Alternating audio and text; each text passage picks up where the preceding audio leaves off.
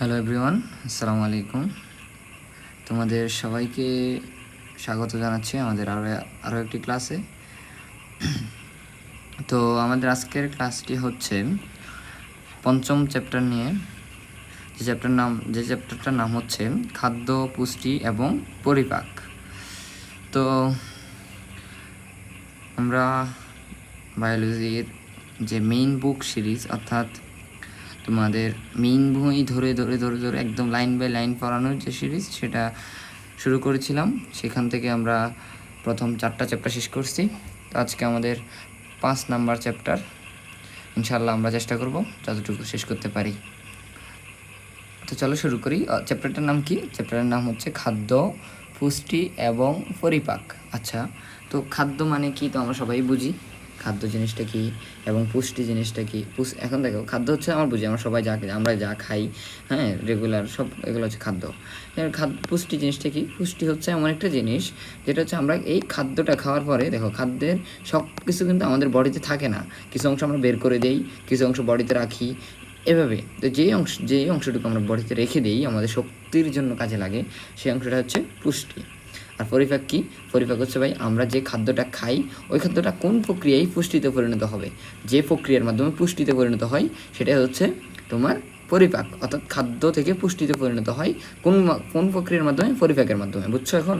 অর্থাৎ খাদ্য থেকে পুষ্টি পাবো আমি পরিপাক হইলে, তারপরে। অর্থাৎ আমাদের খাদ্যটা খাওয়ার পরে এই খাদ্যটা কিছু অংশ যে অবশিষ্ট বর্জ্য সেগুলো বের হয়ে যায় না, বের তো হয়ে যায়, ওগুলা এবং পুষ্টি, এই দুইটা আলাদা করে কে? এই পরিপাক প্রক্রিয়ার মাধ্যমে পুষ্টি এবং বর্জ্য পদার্থগুলো আলাদা হয়ে যায় খাদ্য থেকে। বুঝছো? আচ্ছা, আমরা শুরু করি এখন। একটা অতি অগুরুত্বপূর্ণ বিষয়, সেটা হচ্ছে আমি তোমাদের সাথে আছি, ইমতিয়াজ। এই যে আমার খুব সুন্দর একটা চেহারা দেখতে পাচ্ছ, আর পড়াশোনা করছি সুনামগঞ্জ মেডিকেল কলেজ। এতটুকুই আর কি আমার সম্পর্কে। যাই হোক, এটা খুবই অগুরুত্বপূর্ণ। এখন আসো আমরা উদ্ভিদের খনিজ পুষ্টিতে যাই। এখন দেখো, আমাদের প্রথম টপিকটার নাম হচ্ছে উদ্ভিদের খনিজ পুষ্টি। অর্থাৎ উদ্ভিদের যে খনিজ পুষ্টিগুলো আছে, এগুলো কি কি, সেগুলো আমরা এখন পড়বো এই টপিকটার মধ্যে বা এই পার্টটাতে। দেখো কি বলছে প্রথমে, উদ্ভিদ তার বৃদ্ধি ও পরিপুষ্টির জন্য মাটি, বায়ু এবং পানি থেকে কতগুলো উপাদান গ্রহণ করে। এই উপাদানগুলোর অভাবে উদ্ভিদ সুষ্ঠুভাবে বাঁচতে পারে না। আচ্ছা, এই উপাদানগুলোকে উদ্ভিদের পুষ্টি উপাদান বলে। আচ্ছা, তাহলে দেখো, উদ্ভিদের পুষ্টি উপাদান কি? উদ্ভিদ হচ্ছে মাটি, বায়ু, পানি থেকে কতগুলো উপাদান গ্রহণ করে।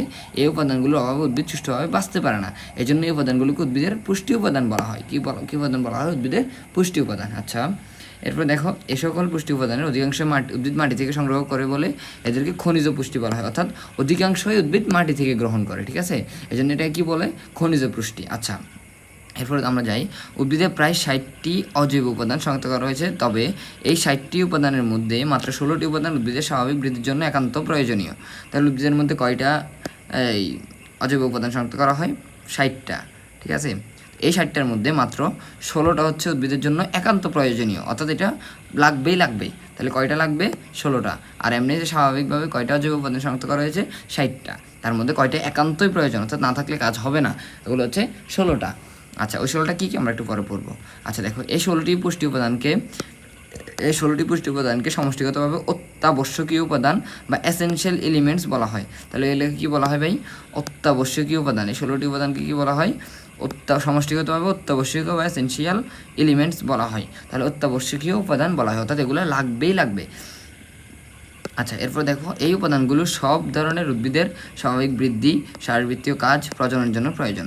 এদের যে কোনো একটির অভাব হলে উদ্ভিদ তার অভাবজনিত লক্ষণ দেখা দেয় এবং পুষ্টির অভাবজনিত রোগের সৃষ্টি হয়। তাহলে উদ্ভিদের এগুলার যে কোনো একটা অভাব হলে যে পুষ্টিজনিত যে অভাবটা, সেটা পুষ্টির অভাবজনিত যে রোগ, সেটা সৃষ্টি হবে, ঠিক আছে?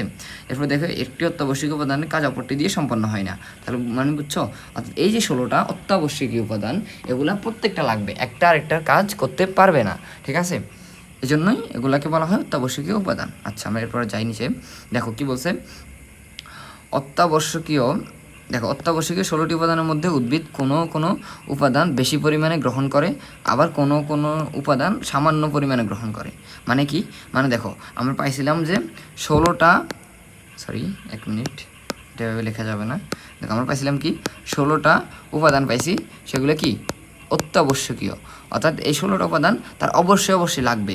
এখন দেখো এই 16টার মধ্যে সে কিছু হচ্ছে কম গ্রহণ করে, কিছু কি করে কম গ্রহণ করে, কিছু হচ্ছে আবার বেশি গ্রহণ করে, কিন্তু গ্রহণ করেই, একেবারে গ্রহণ করে না যে তা না, হ্যাঁ, অর্থাৎ কিছু কম গ্রহণ করে, কিছু বেশি পরিমাণে গ্রহণ করে, পার্থক্য এতটুকুই, ঠিক আছে। তো এখন দেখো কি বলছে যে অত্যাবশ্যক 16টি উপাদানের মধ্যে উদ্ভিদ কোনো কোনো উপাদান বেশি পরিমাণে গ্রহণ করে, আবার কোনো কোনো উপাদান সামান্য পরিমাণে গ্রহণ করে, এই যে সামান্য পরিমাণে গ্রহণ করে। তো দেখো উদ্ভিদ কর্তৃক গৃহীত অত্যাবশ্যকীয় খনিজ পুষ্টির পরিমাণের উপর ভিত্তি করে এদেরকে দুই ভাগে ভাগ করা হয়েছে। তাহলে এই যে গ্রহণ করে, এই কম এবং বেশি গ্রহণ করার উপর ভিত্তি করে তাদেরকে দুই ভাগে ভাগ করা হয়েছে। কয় ভাগে ভাই? দুই ভাগে। আচ্ছা, দুইটা ভাগে ভাগ করা হয়েছে। এখন দেখো একটা কি, দুইটা ভাগ কি, একটা হচ্ছে ম্যাক্রোনিউট্রিয়েন্ট বা ম্যাক্রো উপাদান, আরেকটা হচ্ছে মাইক্রোনিউট্রিয়েন্ট বা মাইক্রো উপাদান। তাহলে দুইটা কি, একটা হচ্ছে ম্যাক্রো আর একটা হচ্ছে মাইক্রো। দেখো এখন ম্যাক্রো এবং মাইক্রো দুইটা জিনিস হইলো, এখন তুমি আর বলতে পারো যে কোনটা বেশি বা কোনটা কম, সেটা আমি কীভাবে মনে রাখবো? আমি তোমার একটু সামনে যাই, তারপর বলতেছি। তাহলে একটা হচ্ছে ম্যাক্রো উপাদান, একটা হচ্ছে মাইক্রো উপাদান। ওকে, আচ্ছা এরপর আসি। এখন আসো ম্যাক্রোনিউট্রিয়েন্ট বা নিউট্রিয়েন্ট মানে হচ্ছে তোমার উপাদান বোঝায়, ঠিক আছে, নিউট্রিয়েন্ট মানে উপাদান। তাহলে ম্যাক্রোনিউট্রিয়েন্ট বা ম্যাক্রো উপাদান। তো এরপর দেখো কি বলছে, উদ্ভিদের স্বাভাবিক বৃদ্ধির জন্য যেসব উপাদান বেশি পরিমাণে দরকার হয় সেগুলোকে ম্যাক্রোনিউট্রিয়েন্ট বা ম্যাক্রো উপাদান বলা হয়, ঠিক আছে। আচ্ছা ভাই, এখন আমি তোমাদেরকে বলতেছি, একটু ধৈর্য ধরো। দেখো ম্যাক্রোনিউট্রিয়েন্ট বা ম্যাক্রো উপাদান উদ্ভিদের স্বাভাবিক বৃদ্ধির জন্য যেসব উপাদান বেশি পরিমাণে দরকার হয় সেগুলোকে কী বলা হয়? ম্যাক্রোনিউট্রিয়েন্ট বা ম্যাক্রো উপাদান। অর্থাৎ যেগুলো বেশি পরিমাণে দরকার হবে সেগুলোকে কী বলে? ম্যাক্রোনিউট্রিয়েন্ট। ম্যাক্রো যেগুলো বেশি পরিমাণে দরকার, হ্যাঁ। তো এই ম্যাক্রো উপাদান কয়টা? দেখো ম্যাক্রো উপাদান হচ্ছে টোটাল 10টা। কয়টা ভাই? ম্যাক্রো উপাদান হচ্ছে 10টা। আমি আগে বলি, তারপর তোমাকে বলতেছি। দেখো ম্যাক্রো উপাদান হচ্ছে 10টা। এখন দেখো এই 10টা, তো এই 10টার নাম কি? দেখো 10টার নাম হচ্ছে nitrogen, potassium, phosphorus, calcium, magnesium, তারপর হচ্ছে কার্বন, হাইড্রোজেন, অক্সিজেন, সালফার এবং লৌহ, ঠিক আছে। এই 10টা কি? এই 10টা হচ্ছে ম্যাক্রোনিউট্রিয়েন্ট, অর্থাৎ 16টার মধ্যে এই 10টাকে বেশি পরিমাণে দরকার। কতটুকু দরকার? এই 10টা বেশি পরিমাণে দরকার। আচ্ছা এরপর আসি মাইক্রোনিউট্রিয়েন্ট। এরপর কোথায় আসবো আমরা? মাইক্রোনিউট্রিয়েন্ট বা মাইক্রো উপাদান। দেখো উদ্ভিদের স্বাভাবিক বৃদ্ধির জন্য যেসব উপাদান অত্যন্ত সামান্য পরিমাণে প্রয়োজন হয় তাদেরকে মাইক্রোনিউট্রিয়েন্ট বা মাইক্রো উপাদান বলে। তার মানে কি বুঝতেছো? যেসব উদ্ভিদের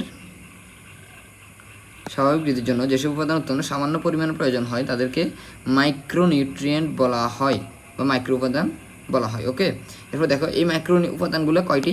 মাইক্রোনিউট্রিয়েন্ট হচ্ছে 6টা। কয়টা ভাই? মাইক্রোনিউট্রিয়েন্ট হচ্ছে 6টা। তার মধ্যে কি আছে দেখো? দস্তা বা জিঙ্ক, ঠিক আছে। এরপরে কি আছে? ম্যাঙ্গানিজ। কি আছে ভাই? ম্যাঙ্গানিজ। এরপর আছে মলিবডেনাম। এরপর কি আছে? মলিবডেনাম। বোরন। এরপর কি আছে? বোরন। এরপর হচ্ছে তামা বা কপার, ঠিক আছে। এরপর হচ্ছে কপার। এরপর হচ্ছে ক্লোরিন। এরপরটা কি?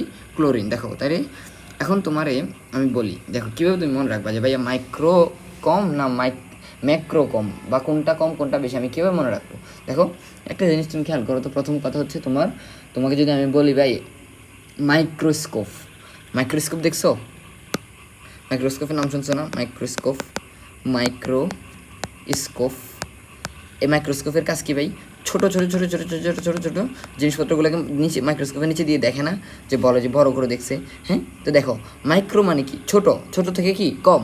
তাহলে ওই যে কম জিনিসগুলা, হ্যাঁ, কম যেগুলো কম সেগুলো হচ্ছে মাইক্রো নিউট্রিয়েন্ট, অর্থাৎ যেগুলো কম পরিমাণে দরকার হবে। ওকে, এখন দেখো এই মাইক্রো নিউট্রিয়েন্ট কিন্তু কম, উপাদানগুলো কম, 6টা মাত্র, অর্থাৎ কম পরিমাণে লাগে কয়টা? 6টা। তো এই 6টার নাম কী ভাই? তুমি এই দেখো তোমার কিন্তু এই 10টা নাম মনে রাখা এত ইজি না। তুমি মনে রাখবা কি? শুধুমাত্র মাইক্রোনিউট্রিয়েন্টের যে 6টা আছে এই 6টা মনে রাখবা, যে দস্তা বা জিঙ্ক, ম্যাঙ্গানিজ, তারপর হচ্ছে মলিবডেনাম, বোরন, তামা বা কপার, ক্লোরিন। এই 6টা মনে রাখবা। এই 6টার বাইরে যেগুলো আসবে সেগুলো হবে কি? ম্যাক্রোনিউট্রিয়েন্ট, ঠিক আছে। 6টার বাইরে যেগুলো আসবে সেগুলো কি?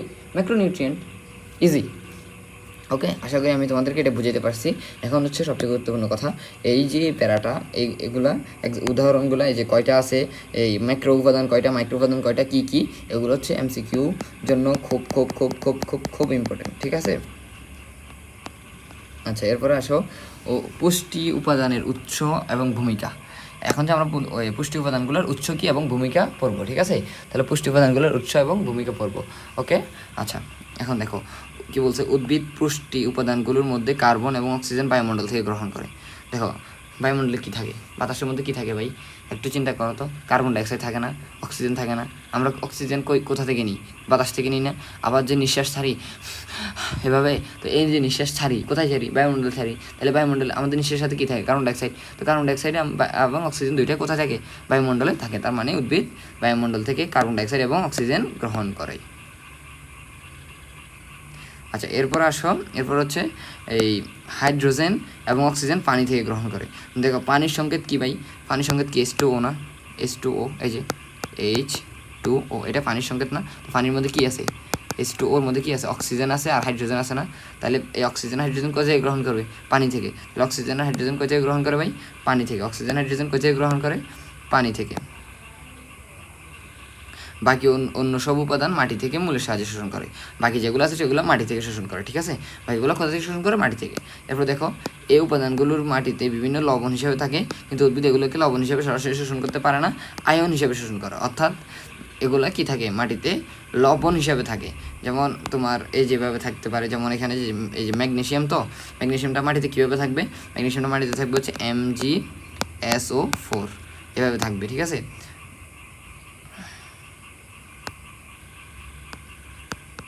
ঠিক আছে, এভাবে থাকে, ঠিক আছে? এরপরে যে পটাশিয়াম KSO4 এভাবে থাকে, এটা লবণ হিসেবে থাকে, ঠিক আছে? তো এখান থেকে দেখো KSO4 এটা পুরোটা কিন্তু উদ্ভিদ গ্রহণ করে না। উদ্ভিদ কি গ্রহণ করে? উদ্ভিদটা হচ্ছে শুধু K+ যেটা সেটা গ্রহণ করে। এখন K+ জিনিসটা কি? K+ হচ্ছে একটা আয়ন। K+ কি? একটা আয়ন। তোমরা কেমিস্ট্রিতে পড়বা K+ কি? একটা আয়ন, ঠিক আছে? K+, তারপর হচ্ছে তোমার Cl-, NO3-, এগুলো কি আয়ন? এগুলো হচ্ছে নেগেটিভ আয়ন, আর ওগুলো হচ্ছে এই প্লাসগুলো হচ্ছে পজিটিভ আয়ন, ঠিক আছে? এগুলো কি? একটা আয়ন। তাহলে উদ্ভিদ কী হিসেবে শোষণ করে? আয়ন হিসেবে শোষণ করে। কী হিসেবে শোষণ করে? এটা মনে রাখতে হবে, সরাসরি শোষণ করতে পারে না। কীভাবে শোষণ করতে পারে না? সরাসরি শোষণ করতে পারে না, এই জন্য সে আয়ন হিসেবে শোষণ করে। কীভাবে শোষণ করে? আয়ন হিসেবে, যেগুলা, ঠিক আছে? এরপর তো উদ্ভিদের পুষ্টিতে বিভিন্ন খনিজ উপাদানের ভূমিকা।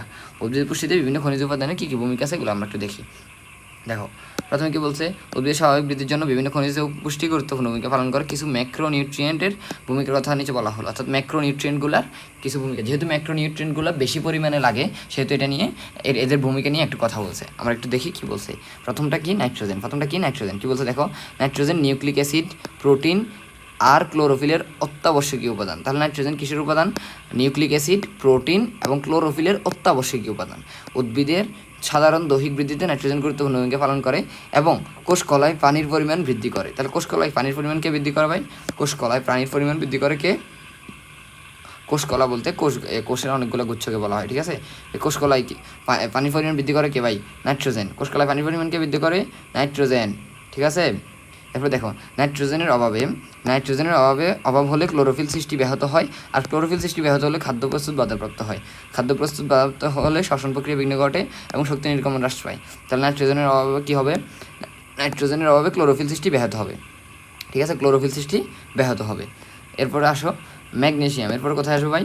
ম্যাগনেসিয়াম। এরপর আসো কি? ম্যাগনেসিয়ামে কী বলছে আমরা একটু পড়ি। ম্যাগনেসিয়াম ক্লোরোফিল অণুর একটি গুরুত্বপূর্ণ উপাদান। কিসের গুরুত্বপূর্ণ উপাদান? ক্লোরোফিল অণুর গুরুত্বপূর্ণ উপাদান এবং শ্বসন প্রক্রিয়ায় সাহায্য করে। এর অভাব হলে ক্লোরোফিল অণু সৃষ্টি হয় এবং সালোকসংশ্লেষ প্রক্রিয়া খাদ্য প্রস্তুত ব্যাহত হবে। আচ্ছা, এর অভাবে হলে ক্লোরোফিল অণু সৃষ্টি এবং সালোকসংশ্লেষ খাদ্য প্রস্তুত ব্যাহত হবে। তাহলে খাদ্য প্রস্তুত ব্যাহত হবে দুইটার মাধ্যমে, একটা হচ্ছে নাইট্রোজেনের মাধ্যমে আর একটা হচ্ছে ম্যাগনেসিয়ামের মাধ্যমে, ঠিক আছে? দুইটার মাধ্যমে কি খাদ্য প্রস্তুত ব্যাহত হবে। আচ্ছা এরপর আসো পটাশিয়াম। এরপরটার নাম কি ভাই? এরপরটার নাম হচ্ছে পটাশিয়াম। আসো তাহলে পটাশিয়ামটা কী হবে?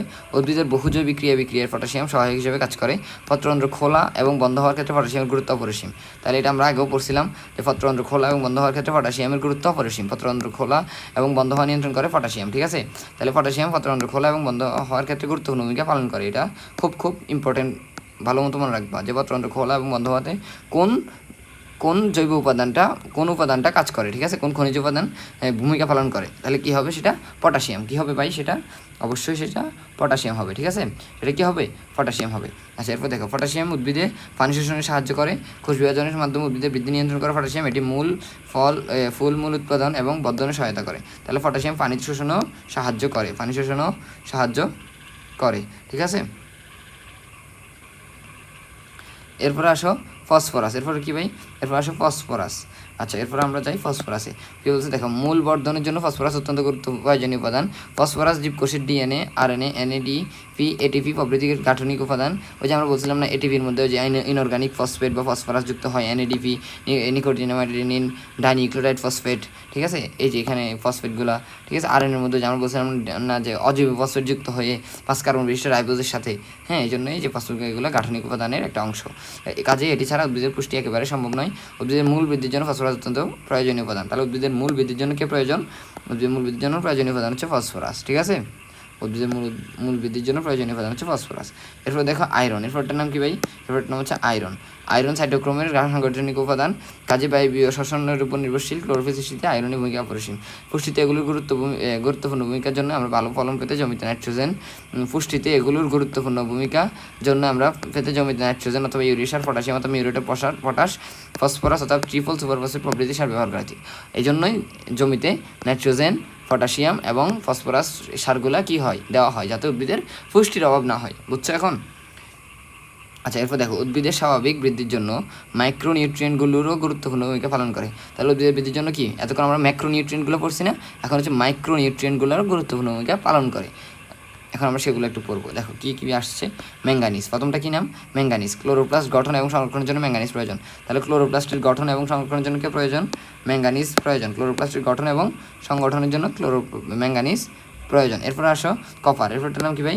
কপার। কী বলছে দেখো, টমেটো, সূর্যমুখী উদ্ভিদের স্বাভাবিক বৃদ্ধির জন্য কপার বা তামার প্রয়োজন।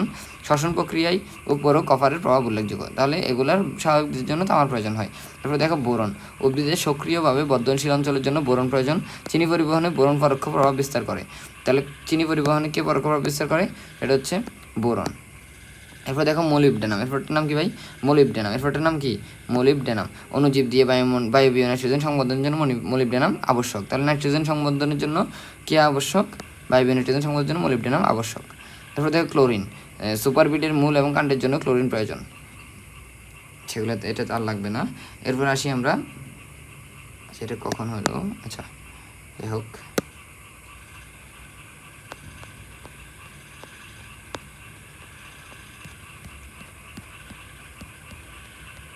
আচ্ছা, এরপর আসো, দেখুন আমরা পুষ্টির উপাদান কী কী কাজে লাগে, কোথা থেকে পাওয়া যায়, কীভাবে হয়, কোনটা মাইক্রো কোনটা ম্যাক্রো, এগুলো বললাম। এখন আসি, এই পুষ্টিগুলো না থাকলে কী কী লক্ষণ প্রকাশ পাবে, হ্যাঁ, বা অভাবজনিত কী কী লক্ষণ হবে। তাহলে আসো, পুষ্টি উপাদানের অভাবজনিত লক্ষণ। দেখো, উদ্ভিদের কোনো পুষ্টি উপাদানের অভাব হলে বিশেষ লক্ষণের মাধ্যমে উদ্ভিদ তা প্রকাশ করে। এই লক্ষণগুলোকে বলা হয় অভাবজনিত লক্ষণ বা ডেফিসিয়েন্সি সিমটমস। অর্থাৎ আমার একটা উদ্ভিদের মধ্যে মনে করো নাইট্রোজেনের অভাব আছে, তো উদ্ভিদ নাইট্রোজেনের যে অভাবজনিত লক্ষণগুলো সেগুলো কী করবে, প্রকাশ করবে। এগুলোকে বলা হয় অভাবজনিত লক্ষণ বা ডেফিসিয়েন্সি সিমটমস। এই লক্ষণ দেখে আমরা বুঝতে পারি কোন উদ্ভিদ বা ফসলে কোন পুষ্টি উপাদানের অভাব রয়েছে। নিচে কিছু উপাদানের অভাবজনিত লক্ষণ উল্লেখ করা হলো। আচ্ছা দেখো, প্রথমে আমরা নাইট্রোজেনের অভাবজনিত লক্ষণগুলো দেখব। নাইট্রোজেন কী বলছে দেখো, নাইট্রোজেনের অভাব হলে ক্লোরোফিল সৃষ্টিতে বিঘ্ন ঘটে। তাহলে প্রথম কথা হচ্ছে নাইট্রোজেনের অভাব হলে কী সৃষ্টি বিঘ্ন ঘটবে? নাইট্রোজেনের অভাব হলে ক্লোরোফিল সৃষ্টিতে বিঘ্ন ঘটে, ঠিক আছে। তারপরে দেখো কী বলছে, ক্লোরোফিলের অভাবে পাতার সবুজ রং হালকা হতে হতে একসময় হলুদ হয়ে যায়। তার কারণ ক্লোরোফিল ছাড়া অন্যান্য বর্ণকণা বা পিগমেন্ট মিলিতভাবে হলুদ দেখায়। পাতা হলুদ হয়ে যাওয়ার প্রক্রিয়াকে ক্লোরোসিস বলে। তাহলে উদ্ভিদের পাতা হলুদ হয়ে যাওয়ার প্রক্রিয়া কী বলে? পাতা হলুদ হয়ে যাওয়ার, ক্লোরোফিলের অভাবে পাতা হলুদ হয়ে যাওয়ার প্রক্রিয়া কী বলে ভাই? ক্লোরোসিস বলে। এটা কতে আসতে পারে, ঠিক আছে, এটা কী আসতে পারে ভাই? এটা হচ্ছে তোমার ক নাম্বার প্রশ্নে আসতে পারে। ওকে, এটা হচ্ছে কতে আসতে পারে। ইম্পর্টেন্ট আছে যে ক্লোরোসিস কাকে বলে। ওকে, আচ্ছা এরপর আসি, লৌহ, ম্যাঙ্গানিজ বা দস্তার অভাবে ক্লোরোসিস হতে পারে। তাহলে আরও 3-4টার অভাবে হতে, লৌহের অভাব, ম্যাঙ্গানিজ এবং দস্তার অভাবে ক্লোরোসিস হতে পারে, কারণ এগুলো ক্লোরোফিল উৎপাদনের সাথে কোনো না কোনোভাবে জড়িত। আচ্ছা, ক্লোরোসিসে কোষের বৃদ্ধি এবং বিভাজন হ্রাস হয়, তাই উদ্ভিদের বৃদ্ধি কমে যায়। চিত্রে যথাক্রমে নাইট্রোজেনের ঘাটতিজনিত সুস্থতা পাতা দেখানো হয়েছে। দেখো এটা হচ্ছে সুস্থ পাতা, এটা হচ্ছে নাইট্রোজেনের ঘাটতিজনিত পাতা। দেখো এটা কেমন হলুদ হয়ে গেছে না? কারণ এটার মধ্যে কী নাই? ক্লোরোফিলের, নাইট্রোজেনের অভাবে ক্লোরোফিল সৃষ্টিতে বিঘ্ন ঘটছে এটাতে, ঠিক আছে। এটাতে কী হয়েছে? ক্লোরোফিল সৃষ্টিতে বিঘ্ন ঘটছে। দেখো এখানে, আর এটা দেখো একদম সবুজ, ঠিক আছে। আচ্ছা, এরপর আসো ফসফরাস, এরপরটার নাম কি ভাই? ফসফরাস কী দেখো, ফসফরাসের অভাবে পাতা বেগুনি হয়ে যায়। তাহলে পাতা বেগুনি হয়ে যায় কার অভাবে? ফসফরাসের অভাবে। ওকে, এরপর দেখো পাতায় মৃত অঞ্চল সৃষ্টি হয়, এমনকি পাতা, ফুল ও ফল ঝরে যেতে পারে, উদ্ভিদের বৃদ্ধি বন্ধ হয়ে যায় এবং উদ্ভিদ খর্বাকার হয়। বেশিরভাগ সময় খালি চোখে দেখে ফসফরাসের ঘাটতি বোঝা যায় না। যতদিন দিনে লক্ষণ দৃশ্যমান হয় ততদিনে বেশিরভাগ ক্ষেত্রেই তেমন কিছু করার থাকে না। ঠিক আছে, অর্থাৎ পাতা বেগুনি হয়ে যায়। যে দেখো সাইডে সাইডে বেগুনি হওয়া শুরু করছে, এই যে বেগুনি হওয়া শুরু করছে, এই যে বেগুনি হওয়া শুরু করছে, এরকম তোমরা সচরাচর দেখছো সরাসরি। আচ্ছা, এরপর দেখো পটাশিয়াম। এরপরটা কি পটাশিয়ামের অভাবে পাতার শীর্ষ এবং কিনারা হলুদ হয় এবং মৃত অঞ্চল সৃষ্টি হয়। তাহলে পাতার শীর্ষ এবং কিনারা কী হবে? মৃত অঞ্চল সৃষ্টি হবে এবং হলুদ হবে। বিশেষ করে পাতার শিরার মধ্যবর্তী স্থানে ক্লোরোসিস হয়ে হলুদ বর্ণ ধারণ করে। পাতার কিনারায় পুড়ে যাওয়া সদৃশ বাদামি রং দেখা যায়। পাতা কুঁকড়ে আসে, উদ্ভিদের বৃদ্ধি কম হয় এবং শীর্ষ পার্শ্বমুকুল মরে যায়। ঠিক আছে, এগুলো হচ্ছে পটাশিয়ামের অভাব হয়। এরপর হচ্ছে ক্যালসিয়াম। এরপর হচ্ছে কিসের অভাব ভাই? ক্যালসিয়ামের অভাব। দেখো ক্যালসিয়ামের অভাবে কী বলছে? কোষের সাইটোসলে ক্যালসিয়ামের স্বাভাবিক মাত্রা মাইটোকন্ড্রিয়া এবং এন্ডোপ্লাজমিক রেটিকুলামের স্বাভাবিক কার্যকলাপের সাথে সম্পর্কিত।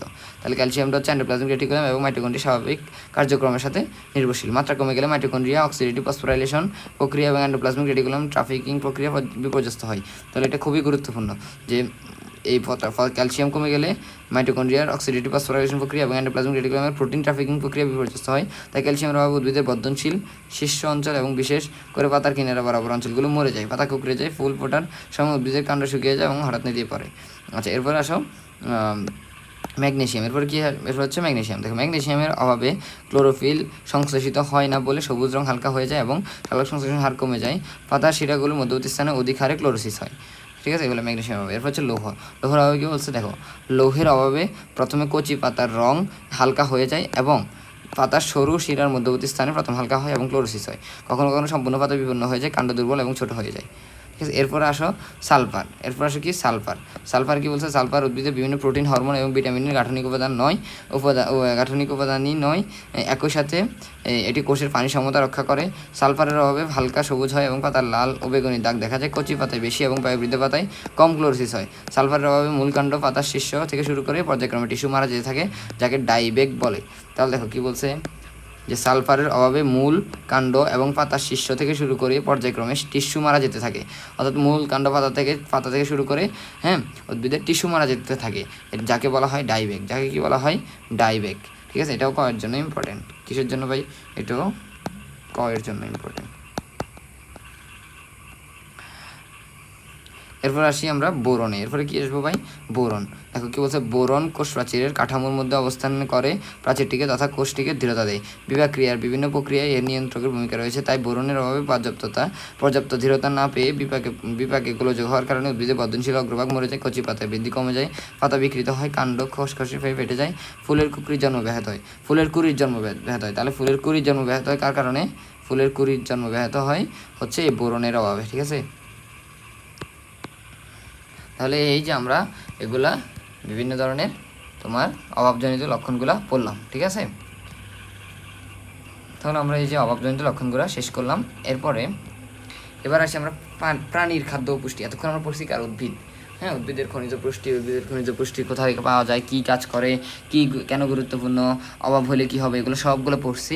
আশা করি আমি তোমাদেরকে বোঝাতে পারছি। ওকে, দেখি সময় পাইলে আমি তোমাদেরকে আরও একবার রিকেপ করে দিব।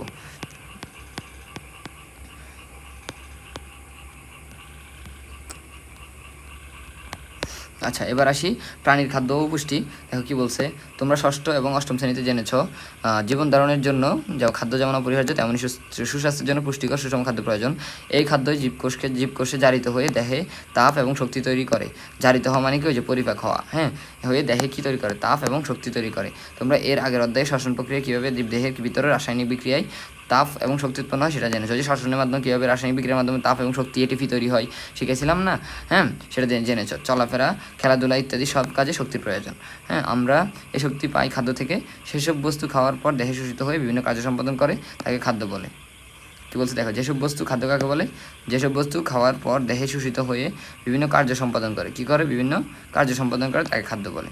অর্থাৎ দেহে শোষিত হয়ে কী করে? বিভিন্ন কার্য সম্পাদন করে। এই কাজগুলো হচ্ছে, দেখো কী বলছে? এই কাজগুলো হচ্ছে দেহের পুষ্টি সাধন, দেহের ক্ষয়পূরণ, দেহের রোগ প্রতিরোধক শক্তি উৎপাদন, কর্মশক্তি ও তাপ উৎপাদন। ঠিক আছে, এগুলো হচ্ছে কাজ খাদ্যের। ওকে, আচ্ছা, এরপরে আমরা এবার আসি খাদ্যের প্রধান উপাদান ও তার উৎস, অর্থাৎ মানুষের যে প্রাণীদের যে খাদ্য তার প্রধান উপাদান ও তার উৎস কী কী আছে দেখো। সম্মিলিতভাবে আগে উল্লেখিত কাজগুলো আমাদের জীবন ধারণের জন্য প্রয়োজন। এই কাজগুলো সুচারুরূপে সম্পাদনের জন্য বিভিন্ন খাদ্য উপাদানের দরকার হয়। খাদ্য অনেকগুলো রাসায়নিক বস্তুর সমন্বয়ে গঠিত। খাদ্য কিসের সমন্বয়ে গঠিত? রাসায়নিক বস্তুর সমন্বয়ে। এই রাসায়নিক বস্তুগুলোকে খাদ্য উপাদান বলে। অর্থাৎ দেখো, খাদ্য কিন্তু শুধু খাদ্য তো আমরা বলে ফেলি, কিন্তু এই খাদ্যের ভিতরে কি আছে? অনেকগুলো রাসায়নিক বস্তু আছে। কি আছে ভাই? রাসায়নিক বস্তু। এই রাসায়নিক বস্তুগুলোর সমন্বয়ে একটা খাদ্য তৈরি হয়। এই রাসায়নিক বস্তুগুলোকে বলা হয় খাদ্য উপাদান। কি বলা হয় ভাই? খাদ্য উপাদান। খাদ্য উপাদান বলা হয়, ঠিক আছে ভাই? কি বলা হয়? খাদ্য উপাদান, ঠিক আছে? এরপরে কী বলতে বলে, এই উপাদানগুলোর মধ্যে পুষ্টি থাকে। এই উপাদানগুলোর মধ্যে পুষ্টি থাকে, তাই খাদ্য উপাদানকে পুষ্টি উপাদানও বলা হয়। অধিকাংশ খাদ্যে একাধিক খাদ্য উপাদান থাকে। কোনো খাদ্যে যে উপাদানটি বেশি পরিমাণ থাকে তাকে সেই উপাদানের খাদ্য হিসেবে শ্রেণীভুক্ত করা হয়। উপাদান অনুযায়ী খাদ্যবস্তুকে প্রধানত 3 ভাগে ভাগ করা, অর্থাৎ কী কী উপাদান থাকে সেই অনুযায়ী খাদ্যবস্তুকে 3 ভাগে ভাগ করছে। কয় ভাগে ভাই? 3 ভাগে। প্রথমটা কি দেখো, প্রথমটা হচ্ছে আমিষ। প্রথমটা কি ভাই? আমিষ। তারপরটা হচ্ছে শর্করা। এরপরটা কি? শর্করা। এরপর হচ্ছে স্নেহ বা চর্বি জাতীয় খাদ্য। তাহলে উপাদান অনুযায়ী এটাকে 3 ভাগে ভাগ করেছে। একটা হচ্ছে আমিষ, একটা হচ্ছে শর্করা, একটা হচ্ছে স্নেহ জাতীয় খাদ্য। এখন দেখো, আমিষ কি বলছে? দেহের বৃদ্ধি সাধন এবং ক্ষয়পূরণ করে। এটা খুবই ইম্পর্টেন্ট যে আমিষ কী করে, শর্করা কী করে, স্নেহ জাতীয় খাদ্য কী করে। তাহলে আমিষ কী করে দেখো তো ভাই? আমিষ হচ্ছে দেখো দেহের বৃদ্ধি সাধন এবং ক্ষয়পূরণ করবে। দেহের কী করবে? বৃদ্ধি সাধন এবং ক্ষয়পূরণ করবে। এই যে আমরা ছোটো থেকে বড় হচ্ছি, আস্তে আস্তে আমরা চিকন থেকে মোটা হচ্ছে, এগুলো কে করে? বৃদ্ধি সাধন এবং ক্ষয়পূরণ। দেখো, তোমার কোনো জায়গায় যদি কেটে যায়, হ্যাঁ, বা মাংস চলে যায়, ওখান থেকে ওটা আবার পূরণ হয়ে যায় না? ওটা পূরণ করে দেয় কি? এই আমিষই করে, ঠিক আছে? বৃদ্ধি সাধন এবং ক্ষয়পূরণ করে। এরপর হচ্ছে শর্করা। শর্করা কী করে দেখো? শর্করা হচ্ছে দেহে শক্তি উৎপাদনে সহায়তা করে। শর্করা কী করে ভাই? শর্করা হচ্ছে মেনলি শক্তিটা উৎপাদন করে। যেমন আমরা ইয়াতে পড়ছিলাম না, এই শ্বসনের মধ্যে, যে শর্করা জাতীয় খাদ্যবস্তু জারিত হয়, হ্যাঁ, এই যে শর্করাটা কী হয়? শক্তি উৎপাদনে সহায়তা করে। এভাবে স্নেহ চর্বি জাতীয় খাদ্য কী করে? দেহে তাপ এবং শক্তির উৎপাদন করে। দেহে তাপ এবং শক্তির উৎপাদন করে হচ্ছে স্নেহ জাতীয়। শর্করা জাতীয় হচ্ছে শক্তি উৎপাদনে সহায়তা করে। এরপর হচ্ছে দেহের বৃদ্ধি সাধন ক্ষয়পূরণ করে হচ্ছে আমিষ, ঠিক আছে? এটাও অনেক ইম্পর্টেন্ট।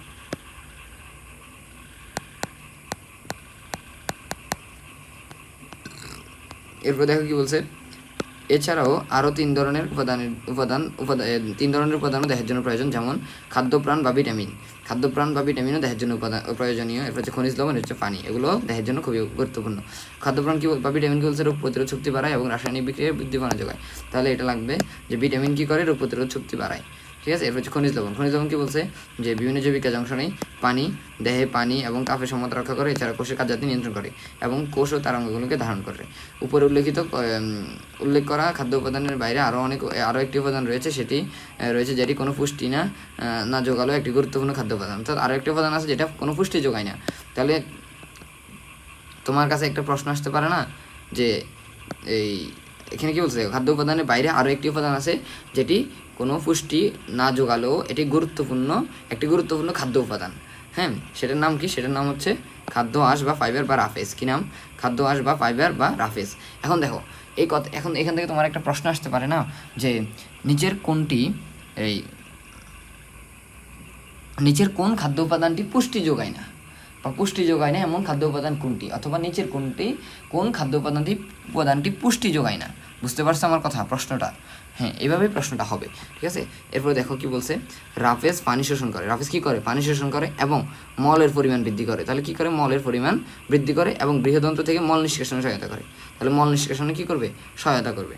এরপর আমরা আমিষগুলা আস্তে আস্তে খাদ্য উপাদানগুলো আমরা পড়ি একটু একটু করে।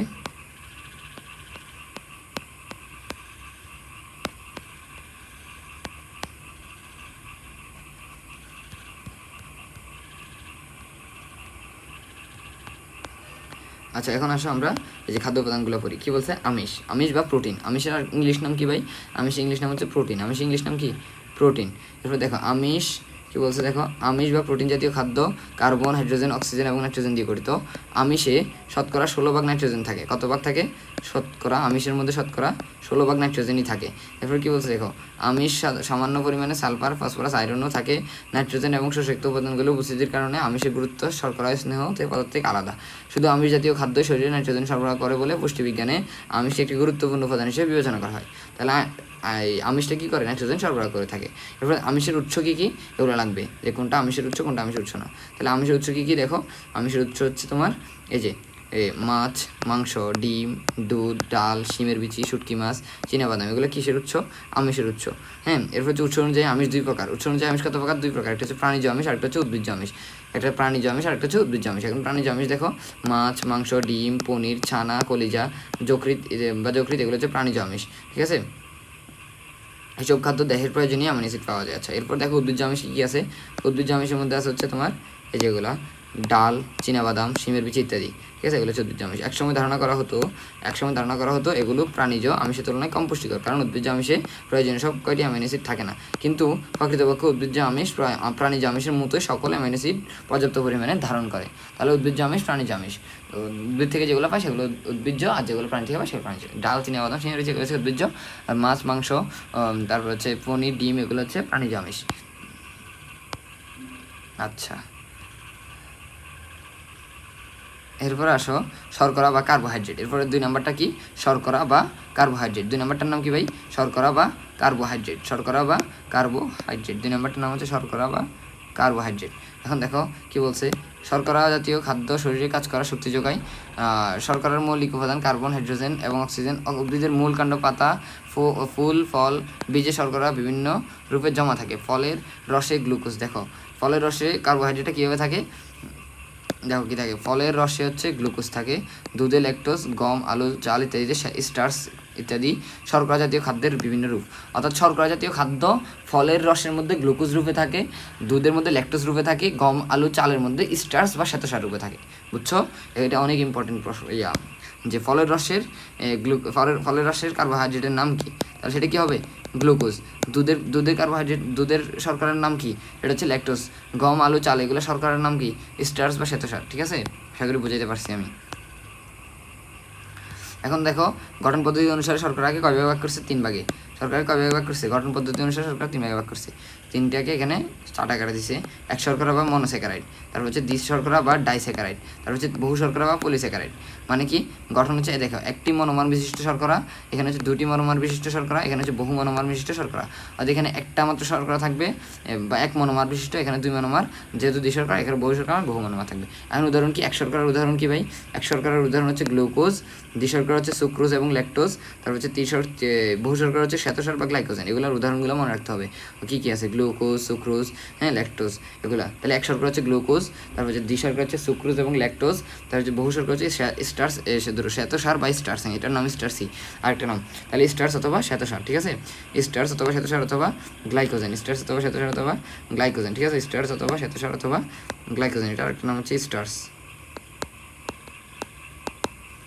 গ্লাইকোজেন। ঠিক আছে, এখন দেখো এই যে গ্লুকোজের উৎস কি? মধু, ফলের রস, চিনি, মধু, সুক্রোজ, ল্যাকটোজ হচ্ছে চিনি, দুধ, এরপর হচ্ছে শ্বেতসার হচ্ছে চাল, আটা, আলু, সবুজ ইত্যাদি শাকসবজি। ঠিক আছে, আচ্ছা, এরপর দেখো প্রধানত চাল, গম, আলু থেকে আমরা শ্বেতসার পাই। এরপর হচ্ছে কাঁচা খাদ্যের শ্বেতসার সহজে হজম হয় না। কাঁচা খাদ্যের শ্বেতসারগুলো কী হয় না? সহজে হজম হয় না। এই জন্য আমরা চাল, আটা, আলু ইত্যাদি রান্না করে খাই। খাওয়ার পর শর্করা পরিপাক হয়ে গ্লুকোজে পরিণত হয়। যে শর্করা এবং বহু শর্করা পরিপাকের মাধ্যমে সরল শর্করায় পরিণত হয়, দেহে শোষণযোগ্য হয়। মানব পরিপুষ্টির জন্য সরল শর্করা অত্যন্ত গুরুত্বপূর্ণ, কারণ মানবদেহে শুধু সরল শর্করা শোষণ করতে পারে। অর্থাৎ যেগুলো জটিল শর্করা সেগুলো শোষণ করতে পারে না, শোষণ করার জন্য সরল হইতে হয়। এরপর দেখো স্নেহজাতীয় খাদ্য বা ফ্যাট। কী বলছে? দেখো চর্বি একটি প্রয়োজনীয় খাদ্য উপাদান। কার্বন, হাইড্রোজেন, অক্সিজেন দিয়ে তৈরি এই উপাদানটির মুখ্য কাজ হলো তাপ উৎপাদন করা। এই উপাদানটি পাকস্থলীতে অনেকক্ষণ থাকে, তাই তখন ক্ষুধা পায় না। দেহের ত্বকের নিচে চর্বি জমা থাকে। তাছাড়া বিভিন্ন অঙ্গ যেমন যকৃৎ, মস্তিষ্ক, মাংসপেশিতে চর্বি জমা থাকে। তাহলে কোথায় কোথায় চর্বি জমা থাকে? যকৃৎ, মস্তিষ্ক এবং মাংসপেশিতে চর্বি জমা থাকে। এরপরে দেখো দেহে সঞ্চিত চর্বি উপবাসের সময় কাজে লাগে। শর্করা আমিষের তুলনায় চর্বিতে প্রায় দ্বিগুণ পরিমাণ ক্যালোরি থাকে। তাহলে শর্করা এবং আমিষের তুলনায় চর্বিতে কী থাকে? দ্বিগুণ পরিমাণ ক্যালোরি থাকে। ঠিক আছে, অর্থাৎ ক্যালোরিটা কি? ক্যালোরি হলো প্রাণীদেহের শক্তি মাপার একটি একক। প্রাণীদেহের শক্তি মাপার এককের নাম কি? ক্যালোরি। প্রাণীদেহের শক্তি মাপার এককের নাম কি ভাই? ক্যালোরি। প্রাণীদেহের শক্তি মাপার এককের নাম হচ্ছে ক্যালোরি। ঠিক আছে, প্রাণীদেহের শক্তি মাপার এককের নাম কি? ক্যালোরি। তাহলে শর্করা আমিষের তুলনায় চর্বিতে প্রায় দ্বিগুণ পরিমাণ ক্যালোরি থাকে। তাহলে শর্করা আমিষের তুলনায় চর্বিতে কত গুণ বেশি থাকে? দ্বিগুণ পরিমাণ। কত গুণ? দ্বিগুণ পরিমাণ ক্যালোরি থাকে। এই যে দ্বিগুণ পরিমাণ, বারবার বলতেছি, শর্করা আমিষের তুলনায় চর্বিতে প্রায় দ্বিগুণ পরিমাণ ক্যালোরি থাকে। আচ্ছা, এরপর দেখো এরপর আমরা যাই, এরপর হচ্ছে দেখো খাবার তেল এবং ঘি দিয়ে রান্না করা খাবার বেশ সুস্বাদু হয়, সঙ্গের পুষ্টিমানও বেড়ে যায়। যেমন সিদ্ধ আলুর চেয়ে ভাজা আলু, রুটির চেয়ে লুচি বা পরোটা এবং শুধু মুখরোচক নয়, এতে ক্যালোরি বেশি পাওয়া যায়। কোনো কোনো চর্বিতে ভিটামিন এ আছে, আবার কোনো কোনোতে ভিটামিন ই, এগুলো লাগবে না। এরপর দেখো উৎস অনুযায়ী স্নেহ পদার্থ দুই প্রকার, অর্থাৎ চর্বিত প্রকার একটা হচ্ছে উদ্ভিজ্জ আর একটা হচ্ছে প্রাণীজ। আচ্ছা, উদ্ভিজ্জগুলো কী কী দেখো আমরা একটু পড়ি। উদ্ভিজ্জ হচ্ছে সয়াবিন, সরিষা, তিল, বাদাম, সূর্যমুখী, ভুট্টার তেল, এগুলো হচ্ছে উদ্ভিজ্জ স্নেহ পদার্থ। এবার হচ্ছে প্রাণীজ স্নেহ পদার্থ কি চর্বি, ঘি, ডালডা প্রাণীজ স্নেহ পদার্থ। এরপর দেখো ডিমের কুসুমে স্নেহ পদার্থ থাকছে, কিন্তু সাদা অংশে স্নেহ পদার্থ থাকে না। দেখো কুসুমের মধ্যে কি স্নেহ পদার্থ বা চর্বি আছে, কিন্তু সাদা অংশে স্নেহ পদার্থ থাকে না। স্নেহ পদার্থ পানিতে অদ্রবণীয়, স্নেহ পদার্থ কি পানিতে অদ্রবণীয়, পানির চেয়ে হালকা বলে পানির উপরে বাসে। একজন সুস্থ সবল পূর্ণবয়স্ক ব্যক্তির দিনে দেখো একজন সুস্থ সবল পূর্ণবয়স্ক ব্যক্তির দিনে 50 থেকে 60 গ্রাম চর্বির প্রয়োজন হয়। তাহলে 50 থেকে 60 গ্রাম চর্বি দিনে একজন সুস্থ পূর্ণবয়স্ক মানুষের খেতে হবে, বুঝছো? আচ্ছা, এরপরে আসো আমরা আসি, এরপর হচ্ছে খাদ্যপ্রাণ বা ভিটামিন। এরপরটার নাম কি? খাদ্যপ্রাণ বা ভিটামিন। স্বাস্থ্য রক্ষার জন্য প্রয়োজনীয় ভিটামিনের পরিমাণ খুব সামান্য হলেও এর গুরুত্ব অপরিসীম।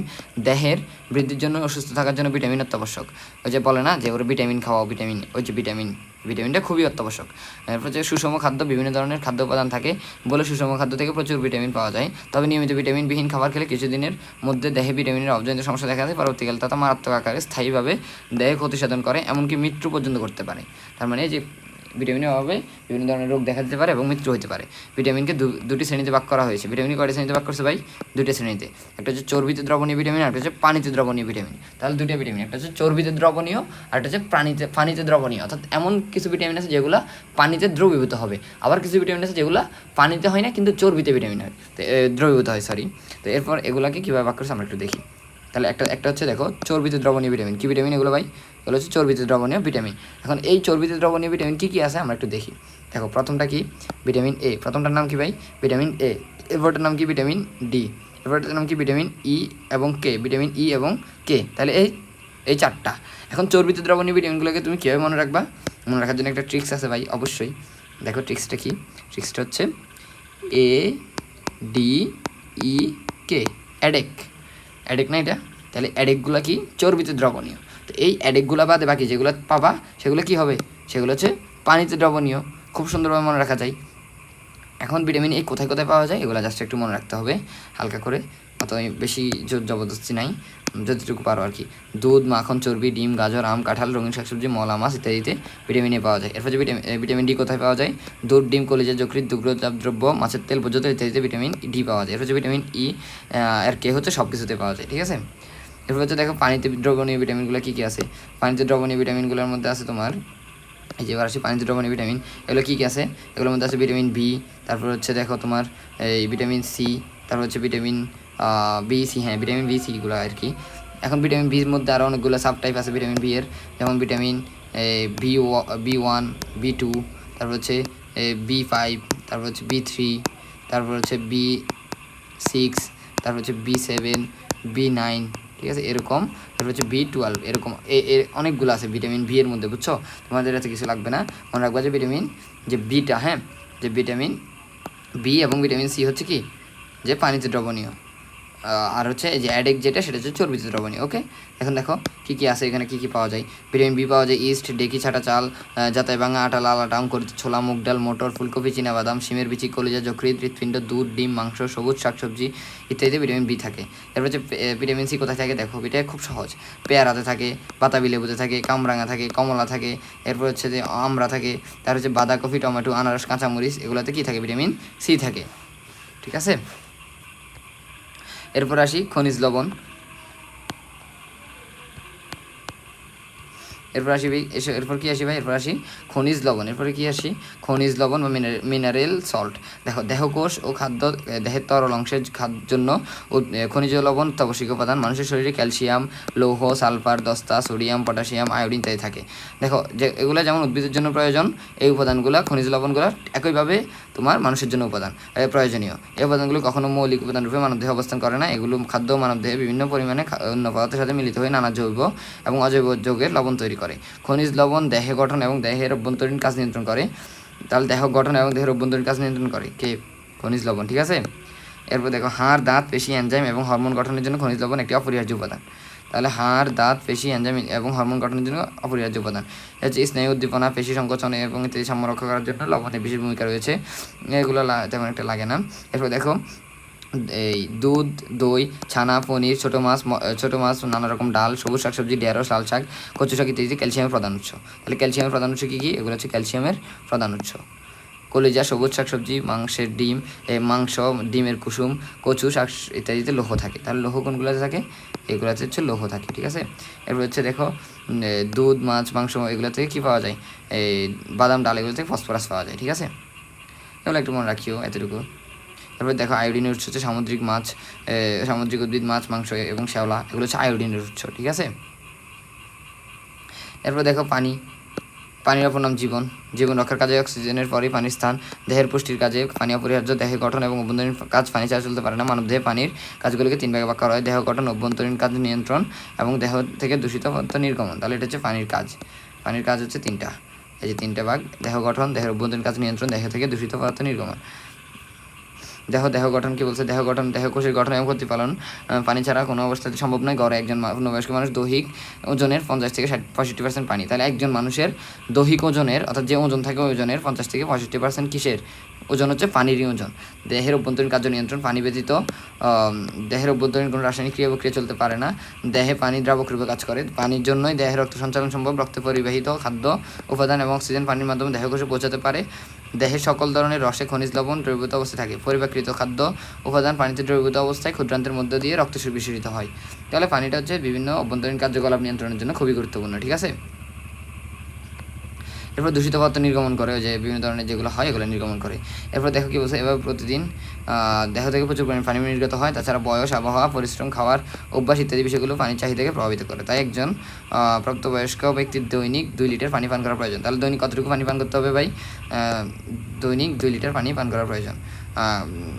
আচ্ছা, এরপর এটা মনে রাখো, কোনো ব্যক্তির দৈনিক ক্যালোরি চাহিদা 2000 কিলো ক্যালোরি হলে তার 2 লিটার পানির প্রয়োজন হয়।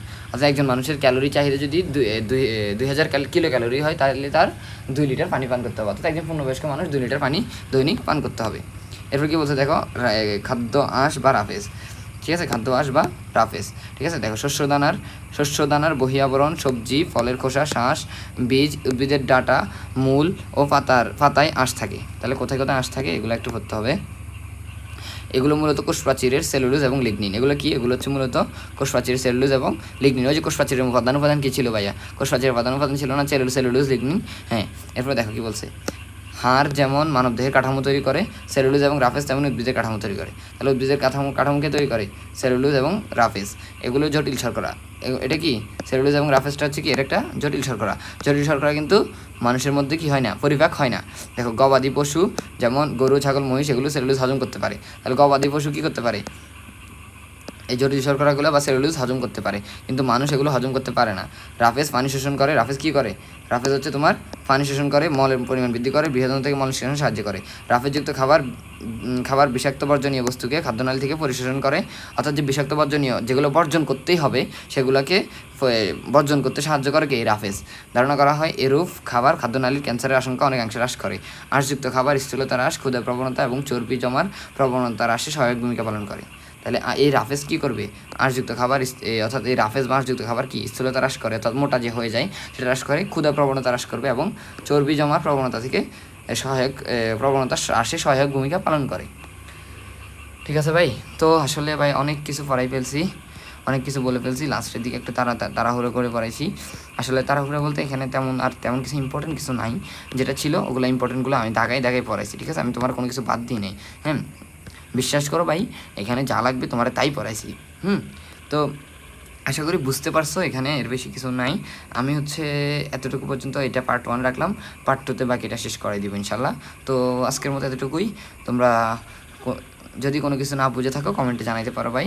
আর হচ্ছে আমার যদি তোমার কাছে ভালো লাগে থাকে আমার পড়ানো, হ্যাঁ, তাইলে আমার চ্যানেলটা সাবস্ক্রাইব করতে পারো। তো আল্লাহ হাফেজ, সবাই ভালো থাকো, সুস্থ থাকো।